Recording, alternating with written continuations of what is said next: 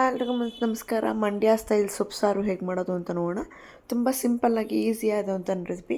ಮೆಂತ್ಯ ಸೊಪ್ಪು, ಸೊಪ್ಪಿಗೆ ಸೊಪ್ಪು ಮತ್ತು ಸ್ವಲ್ಪ ಪಾಲಕ್ ಸೊಪ್ಪು, ಬೇಳೆನ ಫಸ್ಟು ತೊಳೆದು ನೀರಿಗೆ ಹಾಕ್ಕೊಂಡು ಬೇಳೆ ಮೇಲೆ ಎಲ್ಲ ಸೊಪ್ಪನ್ನು ನೀವು ಲೇಯರ್ ಬೈ ಲೇಯರ್ ಅಥವಾ ಎಲ್ಲನೂ ಮಿಕ್ಸ್ ಸೊಪ್ಪನ್ನು ನೀವು ಅದನ್ನು ಹಾಕ್ಕೊಂತ ಸ್ವಲ್ಪ ಈರುಳ್ಳಿ, ಟೊಮ್ಯಾಟೊ, ಬೆಳ್ಳುಳ್ಳಿ, ಮೆಣಸಿನ್ಕಾಯಿ ಎಲ್ಲನೂ ಹಾಗೆ ಹಿಡಿಯಾಗಿ ಹಾಕಬೇಕು.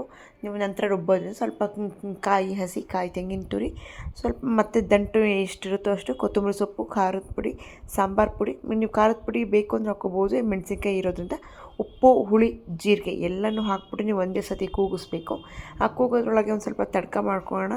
ಎಣ್ಣೆ, ಜೀರಿಗೆ, ಕರಿಬೇವು, ಈರುಳ್ಳಿ ಮತ್ತು ಟೊಮ್ಯಾಟೋನ ಚೆನ್ನಾಗಿ ಬಾಡಿಸ್ಕೊಂಡು ಸೈಡಿಗೆ ಇಟ್ಕೊಂಬಿಡಿ. ನಂತರ ಈ ಸೊಪ್ಪೆಲ್ಲ ಹದವಾಗಿ ಚೆನ್ನಾಗಿ ಬಂದಿದೆ.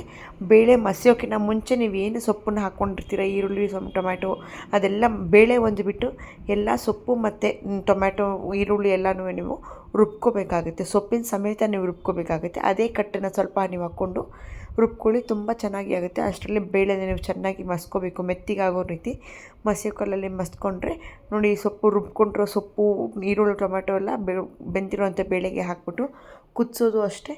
ತುಂಬಾ ರುಚಿಯಾಗಿರುತ್ತೆ, ಬೇಗ ಆಗುವಂಥದ್ದು. ಹೆಚ್ಚು ಕಡಿಮೆ ಸೊಪ್ಪಿನ ಸಾರು ಥರನೇ ಇರುತ್ತೆ, ಬಟ್ ಆ ಸೊಪ್ಪನ್ನೆಲ್ಲ ಸೇರಿ ರುಬ್ಬಿದಾಗ ಆ ಫ್ಲೇವರ್ ಇನ್ನೂ ಎಕ್ಸ್ಟ್ರಾ ಜಾಸ್ತಿ ಕೊಡುತ್ತೆ. ನಾವು ಸೊಪ್ಪಿನ ಸಾರಲ್ಲಿ ಸೊಪ್ಪು ಬೇಳೆ ಹಾಕಿ ಹಾಗೆ ಕೂಗಿಸ್ತೀವಿ.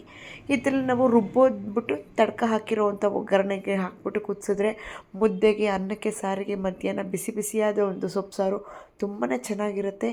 ಖಂಡಿತ ಒಂದು ಸತಿ ಈ ರೀತಿ ಟ್ರೈ ಮಾಡಿ. ಯಾರ್ಯಾರು ಸೊಪ್ಪಿನ ಸಾರು ಊಟ ಮಾಡಿ ಇದನ್ನು ಟ್ರೈ ಮಾಡಿಲ್ಲ, ಅದನ್ನು ಒಂದು ಸತಿ ಟ್ರೈ ಮಾಡಿ. ಒಂದು ಡಿಫ್ರೆಂಟ್ ಟೇಸ್ಟನ್ನ ನೀವು ಎಂಜಾಯ್ ಮಾಡ್ತೀರಾ. Thank you and follow for more. Bye.